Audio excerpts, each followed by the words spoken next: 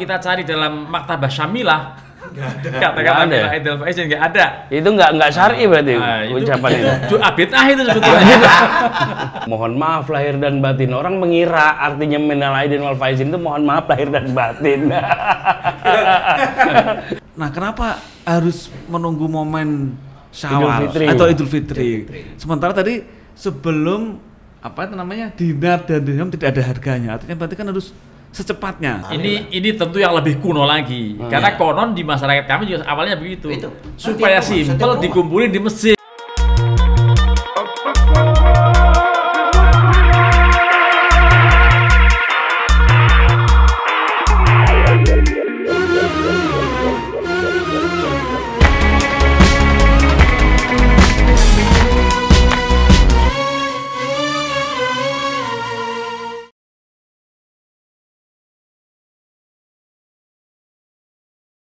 Assalamualaikum warahmatullahi wabarakatuh. Waalaikumsalam warahmatullahi wabarakatuh. Kembali kita di podcast Fikih Warung Kopi bersama narasumber yang luar biasa. Masih bersama dengan Kiai Nurul Irfan, Kiai Jufri dan Gus Ulil Hadrawi. Ya, Lebaran berapa hari lagi nih Kiai ya kira-kira? 1 minggu persis. Ini Rabu depan Lebaran. Amin. Emang udah kelihatan? Kalender. Enggak, ini hilal THR-nya udah kelihatan belum? Kalau hilal Idul Fitri biar urusan Kemenak dah. Kalau hilal THR ini urusan kita semua kayaknya. Oke. Jadi ada tradisi di kita itu kan yang unik ya, Islam di kita itu Kiai itu. Ada namanya halal bihalal. Itu satu kosakata yang tidak ada di kamus bahasa Arab dimanapun. Di dalam kitab-kitab fikih pun nggak ada, atau kitab-kitabnya nggak ada. Ada halal bihalal. Jadi dua kata halal kemudian ditambahin huruf jer, halal bihalal gitu. Ini saling menghalalkan kayaknya. Apa gimana maknanya itu Kiai dan sejarahnya? Jadi kalau kemudian sisi historisnya mungkin nanti Gus Ulil yang bisa cerita ya. Kan ada seorang tokoh nih yang mencetuskan halal bihalal ini. Tapi kalau saya mengambil dalil dalam satu hadis ya, ada dalam kitab Riyadhus Shalihin, hadisnya sahih, riwayat Muslim kalau nggak salah, man kanat indahu madlamatun li akhihi falyatahallalhu minhul yaum min qabli alla yakuna dirhamun wala dinarun. Yang kelanjutannya nanti hadis itu, barang siapa yang pernah mendolimi saudaranya, apakah kaitan dengan harga diri atau yang lain, maka segera istihlal, segera minta halal, segera minta maaf hari ini sebelum dirham dan dinar tidak ada gunanya. Sebelum orang nggak mikirin THR. Itu artinya apa? Berarti harus istihlal. Karena apa? Resikonya nanti orang yang tidak mau meminta maaf, tidak mau istihlal, di akhirat sangat berat. Ada dalam hadis itu diceritakan bahwa nanti kalau dia ada kebaikan, ya orang yang berbuat dolim itu ada pahala kebaikan, itu tiba-tiba akan dipindahkan yang pada jadi bangkrut gitu ya jadinya. Pada pihak yang bangkrut. Banyak orang bangkrut di akhirat nanti. Muflis.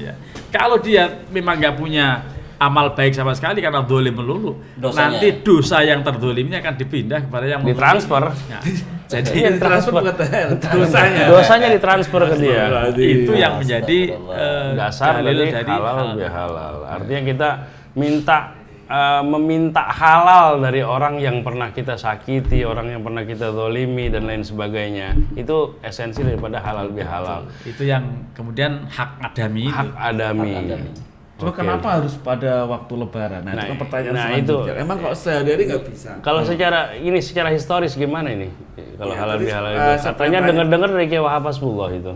Iya, Kiai. Saya ingin melanjutkan dalilnya Kiai Irfan tadi ya, Kiai. Itu nah, kenapa harus menunggu momen Syawal atau Idul Fitri?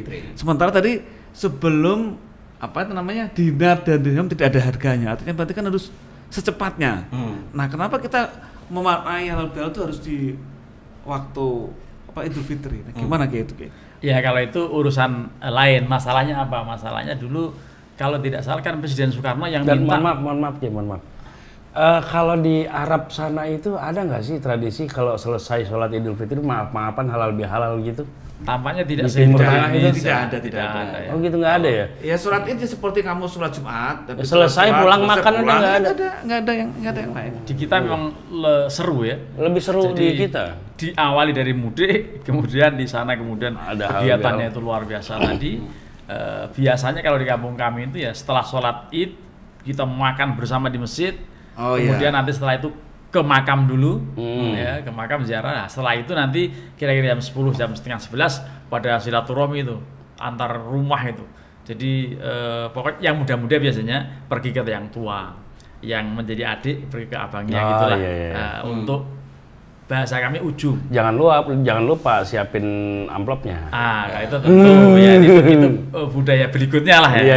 Yang jelas halal bihalal tadi dalam rangka untuk meminta ridho, meminta maaf, minta apa? Doa termasuk ya, minta doa kepada yang lebih sepuh biasanya. Itu juga mungkin kalau kaitan dengan hadis ya laisa minaman lam yarham shaghirana wala yarif haqqa kabirona gitu. Jadi tampaknya itu yang bisa kalau ucapannya Kiai, ini kan kalau kita kan tradisinya itu kan biasanya kan minal aidin atau kan begini, minal aidin wal faizin, mohon maaf lahir dan batin. Orang mengira artinya minal aidin wal faizin itu mohon maaf lahir dan batin. Tapi itu doa bagus itu. Jadi, apa sih maknanya itu artinya yang sesungguhnya? Jadi ya pelafalannya juga harus pas ya. Kadang-kadang ada minal aidin wal ngaidin.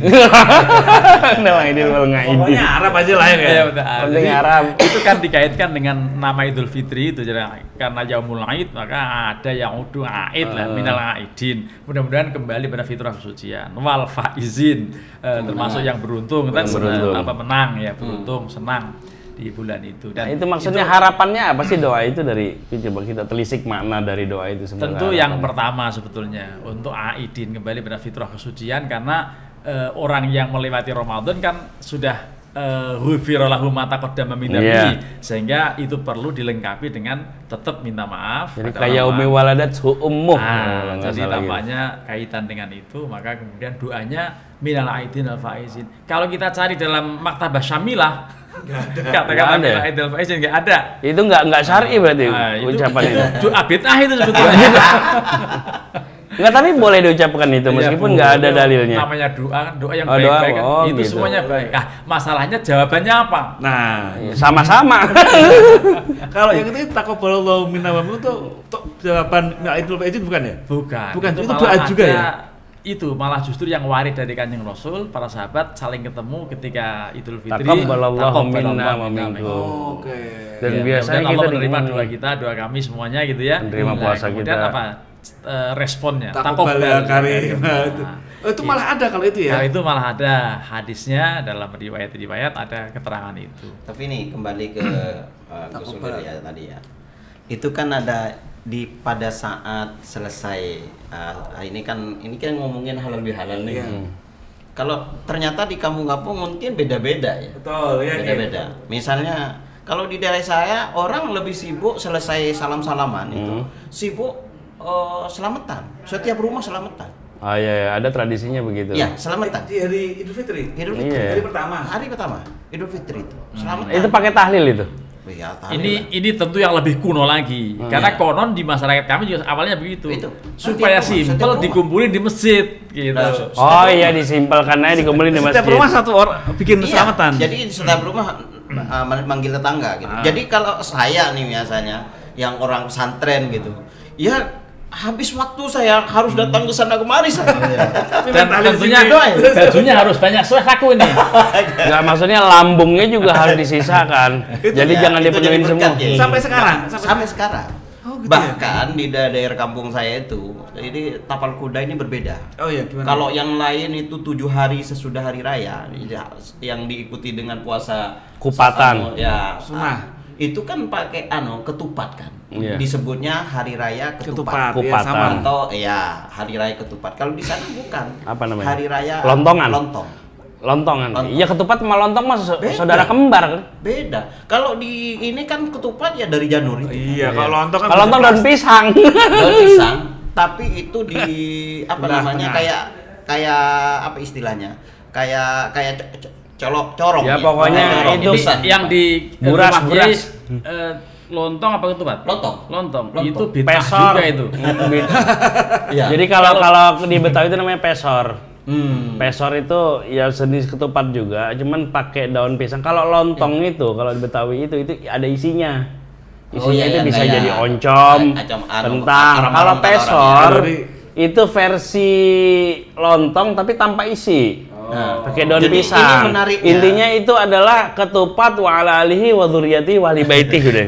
Iya, tapi telah hari rayanya itu beda penyebutannya, bukan ketupat di sana. Maka disebutnya jadi hari raya itu disebut telas. Oh, iya. Lebaran kan kalau bahasa Indonesianya. Habis ya. Iya, habis, tapi Ya, disebutnya lebaran sama, telasan lontong. Telasan lontong. Jadi dan lontongnya itu misalnya dalam satu piring itu rata itu semua. Lontong 2. Dan di piring yang satunya lagi itu ada semacam ayam opor gitu.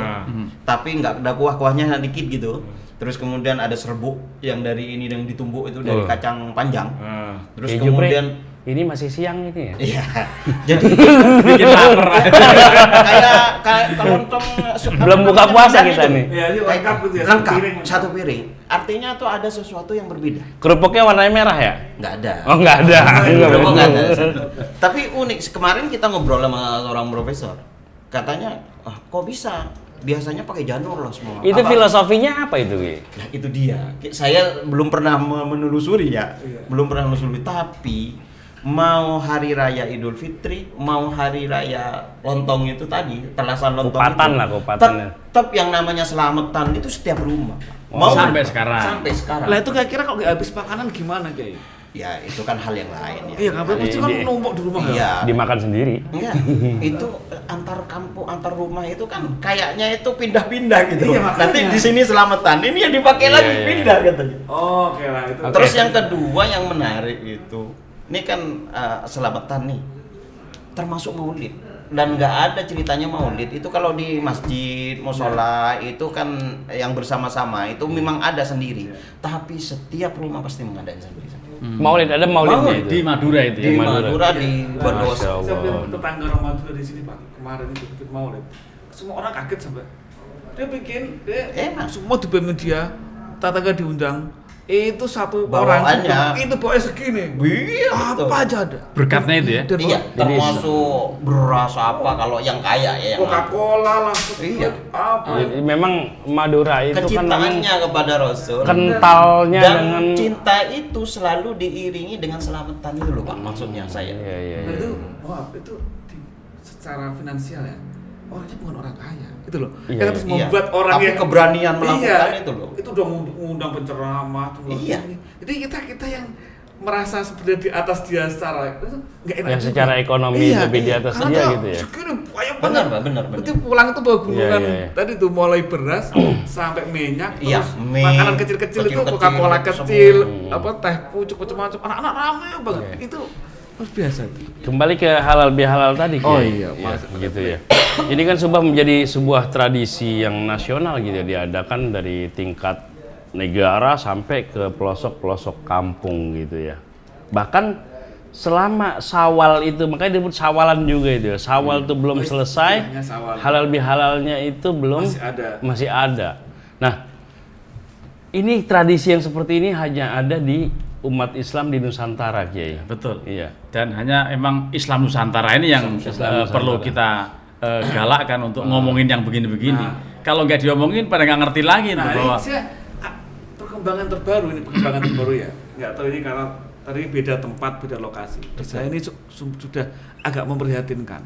Anak-anak muda ini ya, mohon maaf ya, memaknai halal bihalal itu sudah beda sekarang. Iya, gimana? Mereka yang pulang dari merantau, Iya. ada yang dari luar negeri ya, itu terus bareng-bareng urunan ya saya apa namanya? Patungan. Patungan. Untuk nanggap orkes. Ada dangdutnya, itu ini. gede dan sekarang bukan dangdut yang ecek-ecek itu bukan. Kalau gitu gimana yang tuh, puluhan Kiai? juta.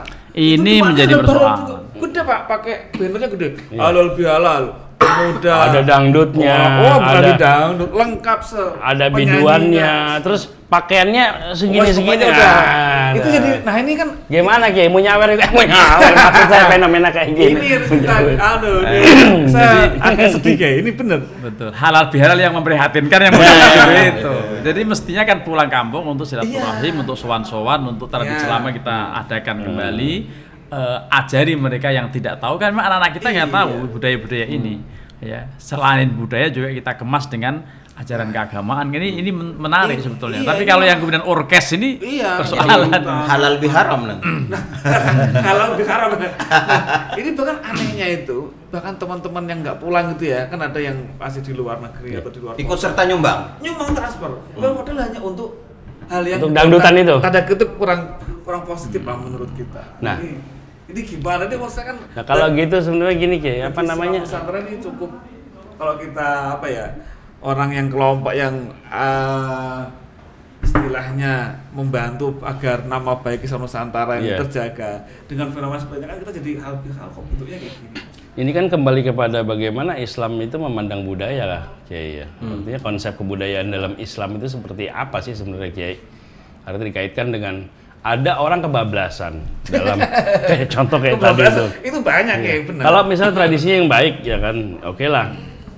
Al-muhafadzah al-ghadibi soleh walahdu bil jadilil aslah. Nah kalau seperti itu orang memahami kebudayaan sebenarnya batasan-batasan mungkin ada yang belum tahu gitu. Ini ada realita ini benar. Dan akhirnya orang ngambil al-akhdu bil jadilil aslah yang itu yang melencing-melencing gitu ya, yang seksi-seksi itu yang aslah katanya. Nah, itu kalau begitu nanti menjadi persoalan. Jadi karenanya tugas kita ini untuk jadi al-ada al-muhakamah itu gimana? Jadi kembali pada al-ada al-muhakamah, al-hadah muhakamah. Tarkul adah adawah kan. Jadi kalau tidak sesuai dengan adat yang jadi lama konfrontasi itu menjadi permusuhan, menjadi dibantah orang kan gitu. Oleh karenanya harus kembali pada prinsip-prinsip yang sejalan dengan agama. Ya, kalau kemudian nanti tontonan-tontonan itu kan menjadi kacau itu. Tidak mendidik sama sekali itu. Itu kembali pada masa lama dulu. Biasanya orang-orang tua dulu juga antara yang santri dengan yang tidak terlalu santri kerjaannya kalau nggak nanggap wayang ketoprak kalau di sana itu begitu. Sama kayak. Nah, jadi bulan Suro biasanya gitu ya Muharram. Itu yang kemudian perlu kita lurus-luruskan lah soal itu. Tapi filosofi tadi ya saya tertarik dengan Kiai Jufri. Kalau di sana ada lontong, kalau kita yang pas itu janur memang. Karena janur itu ketupat, alat bungkus ketupat ya, memang namanya janur dan dia selalu pakai beras putih. Karena Idul Fitri tadi kan, dan janur itu ternyata dari bahasa Arab ja'anurun. Ja'anurun, betul. Ja'anurun. Katanya orang Jawa sejatinya nur. Ya nur juga nurun sama juga kan ya. Ya boleh lah dimain apa aja itu. Namanya udah adik gaduh kan gitu. Itu ya ketemu ja'anurun. Maksudnya kan para wali itu kenapa kalau orang hajatan janurnya rumbai-rumbai kenapa kan janurnya harapannya kalau ada yang nyentuh janur itu kan sejatinya nur, berharap mendapat nurullah terhadap itu yang diinginkan oleh para wali gitu. Makna filosofi. Termasuk nanti ada upacara-upacara ya selain menyambut anak lahir ya. Ketika anak pertama kali menginjakkan kakinya di bumi itu acara tedak siten. Dan apa kemudian itu tedak siten, tedak itu mudun, mandap, turun, siten itu tanah. Jadi acara pertama kali bayi nyentuh tanah. Itu pun nanti ada ritualnya ya dengan dikurung di kurungan ayam. Kemudian nanti disuruh manjat ya, suruh manjat pakai tangga yang pakai tebu. Ininya itunya anak tangganya tebu. Oh gitu. Tebu itu apa? Antemping kalbu namanya. Jadi itu ada filosofi itu. Kalau ketupat itu filosofinya apa itu? Nah, ketupat ini sebetulnya karena berasal dari bahasa Jawa yang namanya kupat satu. Filosofinya adalah mengaku lepat. Ngaku lepat. Karena itu singkatan akronim itu. Iya betul. Ngaku lepat itu ya saat Nabi Yunus itu yang Rabbana dzalamna anfusana wa illam taghfir lana. Gitu ya? Nabi Yunus pengen ya subhanaka inni kuntu minadz dzalimin ya. La ilaha illa anta subhanaka inni kuntu minadz dzalimin yang Nabi Yunus. Tapi Nabi Adam yang Rabbana dzalamna. Itu sebetulnya ke sana. Termasuk Rasulullah kan ketika pernah ditegur Allah ketika abasa wa tawalla turun, itu sejak itu beliau memanggil paman Abdullah bin Umi Maktum itu dengan kalimat apa? Ya man atabani Robbi. Wahai orang yang membuat saya didudukani Gusti Allah. Wahai orang yang membuat saya ditegur Tuhan. Itu berarti kan diiktiraf, mengaku pernah jadi bersalah. Declare gitu ya. Declare mengenai kesalahan dan pengakuan dosa. Kalau betul ketupat apa? Ya ketupat itu kayak ketupat sama, ketupat. Cuman ya sebenarnya filosofinya sama lah. Sebenarnya itu kan ketupat itu asalnya dari mana sih? Dari Jawa ya. Iya karena kupat tadi. Yang kemudian ya menyebar ke seluruh jadi semacam panganan Udah trademark lebaran deh itulah ketupat itu. Memang di daerah saya beda. Kan makanya kemarin profesor nanya, apa nggak ada janur di sana, ada pohon kelapa? Wah, di sana mah banyak. Cuman memang pertama ini gejalanya ya, nggak ada, jarang orang yang ahli bikin ketupat. Itu artinya kan nggak ada sebelumnya. Yang kedua, di berbagai kesempatan selamatan, hajatan, itu lontong terus pakai. Itu bukan menggunakan, kalau nggak daun, itu daun jati. Daun jati, yang kasar itu ya? Iya. Yang nasi dibungkus daun jati merah-merah jadinya. Iya, betul. Jadi di zaman itu tuh begitu. Mantep banget sambalnya, sambal terasi itu, Ki. Nah, jadi nggak ada ceritanya ketupat. Jadi ketupat itu kami malah mengenalnya itu agak jauh di daerah-daerah sini. Jadi kalau dari sejarahnya kita nggak tahu ya siapa yang penemu ketupat ini, siapa yang pertama kali memperkenalkan. Saya curiga Husnuddin Wali Songo juga. Ya pasti. Tapi kemudian begini, makna yang kedua, selain tadi mengaku lepat, kupat itu laku papat. Maksudnya? Ya laku itu artinya berjalan, mempraktikkan, melakukan 4 hal. Padahal itu apa? Ya 4 hal itu satu, lebaran. Lebaran. Tukmilul aidah kan, lebar betul diselesaikan. Yang kedua adalah luber. Luber itu ya kita nunggu THR ini. Jadi memberikan THR pada orang lain. Kita menunggu orang lain itu sekjen habis itu udah datang Pak kayaknya. Nah, jadi insyaallah mudah-mudahan luber betul itu ya. Nah, jadi yang kedua luber. Yang ketiga lebur. Lebur itu mohon maaf lahir batin tadi. Wal ya'fu wal yasfahu. Itu lebur. Lah yang terakhir labur. Labur itu cat yang warnanya putih. Labur itu buruh gitu. Oh. Labor. Jadi cat yang warnanya putih itu orang Jawa kan, kalau cat warna merah namanya meni, cat warna hitam namanya tir. Ada peribahasa tir do irenge, tir do senenge, sudah sir sama seneng. Kalau mau menikah harus begitu. Kawan juga ada. Nah, itu artinya apa? Lebur atau labur yang warnanya putih itu sama dengan ketupat yang dibungkus janur, yaitu warna putih. Begitu dibelah warnanya putih. Makanya jangan pakai beras merah. Oh, beras putih. Lagi juga mahal beras merah, Ki. Jadi filosofinya begitu. Kalau orang diet mungkin bisa kali ketupatnya beras merah. Ada hubungannya dengan ini nih, dengan Islam Nusantara. Itu kan biasanya kalau di Jawa itu menjelang malam 27. Tanggal 27 Ramadan ya. Orang Jawa selalu selamatan 3. Ketan, apem sama kolak. Kolak.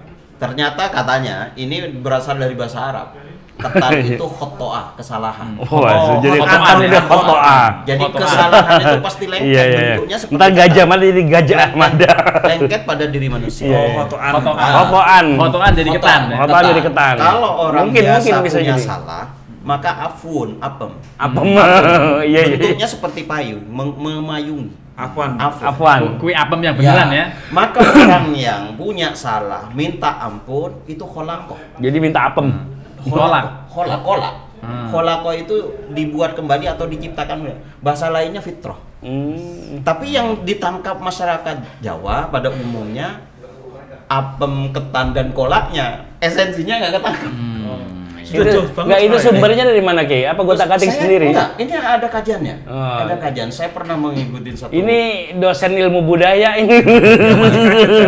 Iya, saya pernah jadi saya pernah mengikuti satu kajian. Itu berasal dari situ. Setelah Clifford Gate itu meneliti Islam di Mojokerto, Jawa. Islam Jawa itu ya? Iya, Islam Jawa. Makanya Profesor Bambang Pranowo kemudian menemukan apa istilahnya? Pernikahan Islam itu lewat pernikahan, apa istilahnya?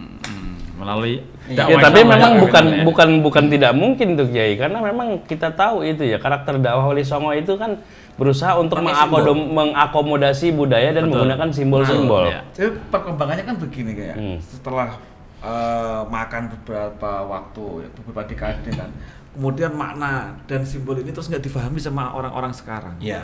Yang ketangkep simbolnya, materinya seolah tidak ada maknanya. Yang ketan ya tinggal ketannya, yang kolak tinggal kolaknya. Khotoannya udah hilang. Khotoannya udah hilang, kolakonya sudah hilang. Afwannya sudah hilang. Sementara ketika kita ingatkan mereka, itu mereka tidak mau. Bahkan malah dalam satu sisi menganggap wah ini ada kotak gadek matok lah, apalagi tadi bid'ah dan sebagainya. Padahal ini kan kita berupaya mengingatkan bahwa kita ini punya jati diri ketimuran yang berbeda dengan timur yang di sana kan itu ya. Betul, nah, betul. dengan berbagai macam simbol. Nah, ini saya kira tugas Islam Nusantara belum selesai, Pak. Jadi tantangannya ada dua saya kira Gus Ilil. Pertama, tantangan kita itu menghadapi orang-orang yang mudah memvonis bid'ah, yang anti tradisi, anti budaya itu. Yang kedua, tantangan modern, di mana anak-anak sekarang ini sudah mulai meninggalkan tradisi yang ada. Ini kan seiring dengan ya perkembangan teknologi informasi juga mempengaruhi, gitu kan, gadget dan lain sebagainya. Dan ini tugasnya kiai-kiai ini sebenarnya. Tapi ini ke depan itu mungkin bisa dilakukan studi penelitian loh dari kita nih ya, dari Ladisnu tentang ini nih. Ini kan sudah merupakan upaya awal lah ya, mengenalkan bahwa ternyata ketan sama kolak, apem itu ketupat. Iya, tidak hanya sekedar materi yang itu aja, nggak ada substansi. Ada falsafahnya di situ. Ada yang ketinggalan, Kiai. Jadi selain tadi kupat artinya mengaku lepat dan laku papat, itu kan kue yang lain lepet. Oh iya, ada lepet kan? Iya, ketan yang dibungkus janur juga, tapi dia ketan dibungkus gitu ya. Itu lepet itu maknanya nyilep rapet. Bukan nilep ya, kalau nilep jelek. Itu apa, Ki? Nyilep. Nyilep itu artinya man satara musliman satara Allah yaumil qiyamah. Menutupi aib. Makanya ada istilah. Jadi nyilep. Nyilep itu bukan n ya. Artinya agak menyembunyikan aib. Bukan orang lain. Betul. Itu yang menarik ini, Ki. Jadi memang harus begitu. Nyilep rapet, termasuk juga kaitan dengan kalau sama orang tua itu kan harus mikul dur, mendem jero kan gitu. Itu jadi hubungannya menyilep rapet tadi, sesuatu yang harus disembunyikan. Jadi, kalau itu aib. Sesuai dengan doa yang diajarkan Nabi, Allahumma stur li ummati sayyidina Muhammad. Jadi ada Allahumma fir li ummati sayyidina Muhammad, Allahumma arham ummati sayyidina Muhammad, Allahumma stur ummati sayyidina. Nah, saya ini lagi mengangan-angan ya. Mungkin dulu pertama kali orang sama tetangga gitu. Kenapa dia sampai ngirim, kalau di rumah saya Pak, ketupat sama lepet itu dikirim. Saya bikin ketupat, saya kirim ke Pak Jufri. Berarti itu artinya ada pesan. Ada message-nya, ada message-nya. Nah, ini yang orang nggak bisa nangkep kan. Kalau ngirimnya lepet, nah ini berarti nanti kalau ada tahu jangan diobrol-obrol kejelekan saya kan gitu ya. Itu dulu kan ada. Betul. Nah, sekarang ini kan orang bikin ngirim aja gitu ya. Yang dikirim juga nggak paham juga. Jadi tidak lupa dengan ayat ghibahnya, dengan namimahnya gitu kan, dengan satar muslimannya. Padahal itu sebetulnya. Ini menarik sebetulnya. Oke. Yey, aduh. Kalau kita besok mulai bikin ini. Oke, kita bikin podcast tersendiri itu nanti besok itu. Bikin flyer gitu misalkan ya, untuk ngirim itu isinya lepet sama gitu misalkan. Oke, waktu juga yang akhirnya membatasi kita, Kiai. Menarik seperti ini. Ya, ini menarik sekali ya, dan semoga ini PR kita ya, Ladisnu tentang Islam Nusantara. Bagaimana tradisi-tradisi tersebut yang sudah diinisiasi oleh Wali Songo itu dapat terus berjalan hingga generasi selanjutnya. Karena digali maknanya. Kebudayaan itu adalah infrastruktur peradaban. Bukan ekonomi. Bukan. Kurang lebihnya mohon maaf. Sampai ketemu di podcast berikutnya. Assalamualaikum warahmatullahi wabarakatuh. Waalaikumsalam warahmatullahi wabarakatuh.